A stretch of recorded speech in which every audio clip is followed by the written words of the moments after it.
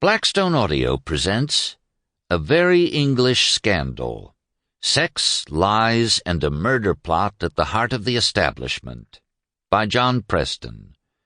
This book is read by Matthew Brenher.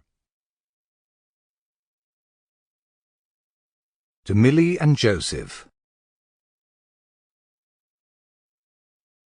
Mr. Holmes, they were the footprints of a gigantic hound.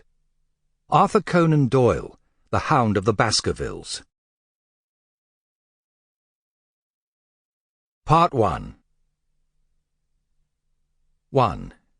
A dinner at the House of Commons. One evening in February 1965, a man with a fondness for mohair suits, an unusually wrinkled face, and a faint resemblance to Humphrey Bogart, walked into the members' dining room at the House of Commons. His name was Peter Bessel, and he was a Liberal MP for Bodmin in Cornwall. Bessel had been an MP for only 6 months, and he was still a little awestruck by the place. As he had few friends there, he had become used to eating on his own. On this evening, however, he heard a voice behind him asking if he would like to have dinner. The voice belonged to another Liberal MP, Jeremy Thorpe.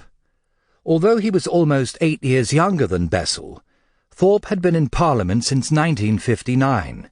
At 36, he was a rising star of the party, widely tipped to become the next leader. While some of the older members found him brash and hot-headed, no one could doubt his appeal to voters. As well as being ebullient and good-looking, in a cadaverous sort of way, Thorpe had apparently bottomless reserves of charm. These had been deployed to great effect in his constituency of North Devon. With its rolling moorland and deep valleys, North Devon may have been famously picturesque, but the people who lived there tended to have poorly paid jobs, either on the land or in the fishing industry. Thorpe was about as far from being one of them as possible. A smooth old Etonian with a distinctive taste in clothes, he favoured a cashmere overcoat with a velvet collar, and rather more eccentrically, a brown bowler hat. However, it didn't take long for him to win them over. Thorpe was charismatic and sympathetic.